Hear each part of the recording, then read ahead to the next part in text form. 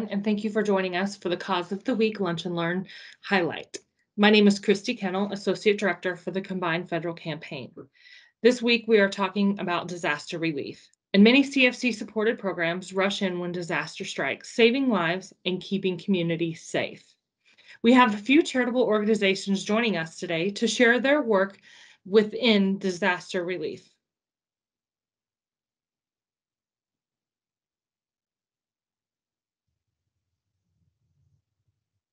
Hi, my name is Jacqueline Hernandez, Associate Director with the Combined Federal Campaign.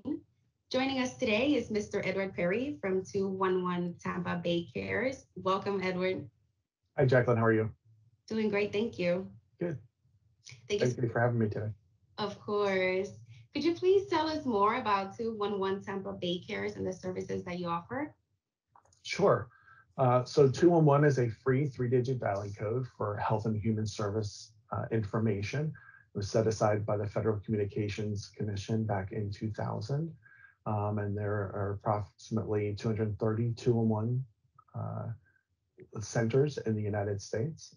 We are one in Florida that serves primarily two counties in Florida, Pinellas and Hernando County, out of the 10 211 centers that are located in Florida to provide services to Florida residents. We have been in operation for more than 50 years. We started as a crisis center and became a 211 center and do a blended 211 center where we answer both crisis calls and information and referral calls on local health and human service information. We offer a variety of services. We have services for children and families. We have a Help Me Grow program that helps children that have families with children 0 to 8 years old to help with their developmental education and behavioral milestones. We have several financial assistance programs, us being the largest financial assistance program in Pinellas County, that we help our residents with helping with rent, utilities, mortgage assistance, smattering of other things, depending on the funding sources and the uniqueness of their case. So we process about $1.5 million a year related to that. So we have programs for families with our Family Services Initiative program. We have for adults and families without minor children and our Adult Emergency Financial Assistance program. And then we have general information referral to help with general human service information. We have a crisis program to help with mental health, substance abuse, active mental health callers that call and need support when their therapist is not open or the mental health agencies are not open. And then we have our disaster programs that help when there's a need in the community, when an event happens, and we can share some stories about that in a little bit. And then lastly, we have a veteran peer support program and our homeless hotline to help folks that are transitioning back from the military back to civilian life and folks that are struggling with homelessness and on the streets and needing to get connected to places to stay. Thank you so much for sharing. Could you tell us a bit more about the disaster relief services that you offer? Sure. So our disaster relief services can be event specific. So it depends on the event that transpires. So if a hurricane comes through Florida or somewhere in the United States, we can support both our community and other communities, providing simple information referral, letting them know where local disaster resources are, whether it's them understanding what their evacuation zones are, all the way to food and water resources, electricity resources, any kind of basic needs information that happens in a community, usually in sandbags, those kinds of things. We've helped out other 211 centers out west when they've had the wildfires and their call volume gets increases significantly.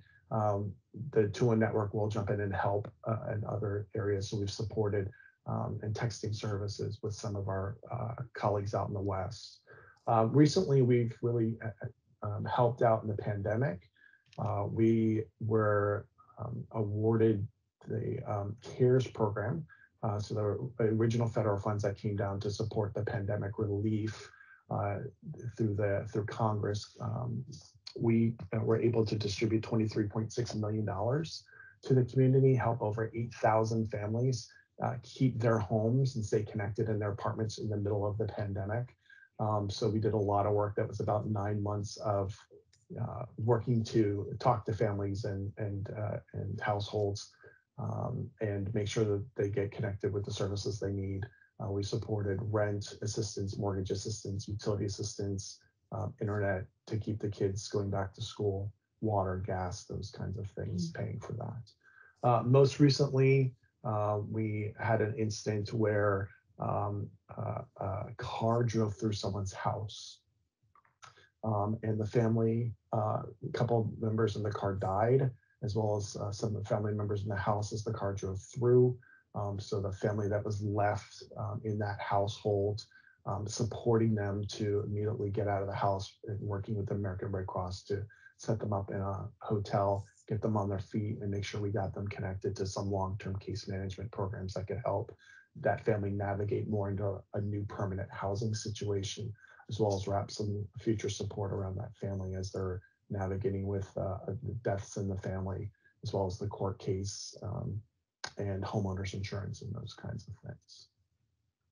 Well, thank you so much for sharing such enlightening information. We truly appreciate you being with us today. No Thank you problem. so much.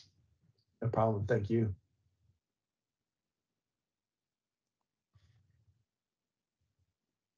My name is Julie Dudley, and I'm the Associate Director for the Combined Federal Campaign. Our cause of the week is disaster. I have the pleasure in introducing Steve Moore, Disaster Program Manager from the American Red Cross. Welcome, Steve. Hi, Julie. It's great to see you. And you. I know the American Red Cross has 4 core services: disaster, armed forces emergencies, blood, and health and safety. Can you tell our federal workers how their financial support helps the Red Cross in times of disaster? Well, certainly. The American Red Cross, our mission is to prevent and alleviate human suffering in the face of emergencies, disasters by mobilizing the power of our volunteers and the generosity of donors. So with monetary donations, we can provide limited financial immediate assistance to those affected by home fires, as well as larger events like tornadoes and hurricanes. And with the money, we can actually focus our purchasing for material that best supports those in need for that individual disaster and support also the volunteers that are on the ground assisting. You mentioned home fires. I know this is a devastating time for individuals and families who've lost everything. How has the pandemic affected how you and your volunteers assist? Well, the mission of providing relief, that has not changed. The way that we provide that assistance, we've had to make some adaptations. The safety of volunteers and clients, of course, is our number one priority. So we've had to adapt some safety precautions and procedures to minimize the infection and transmission of COVID. Great.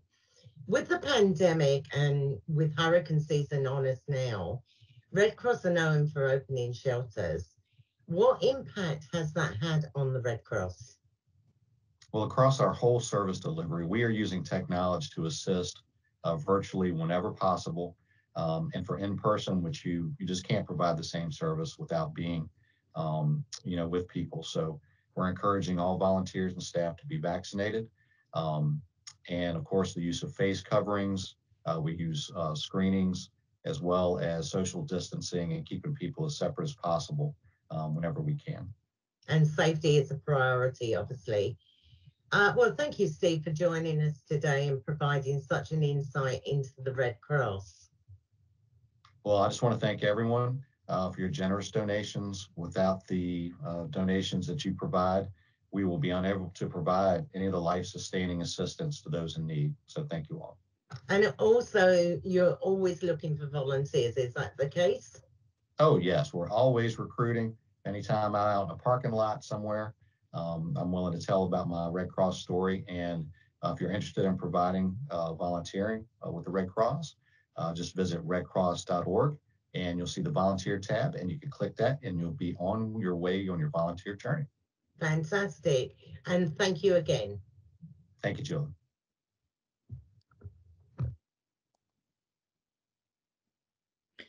Are you prepared in the event of a disaster?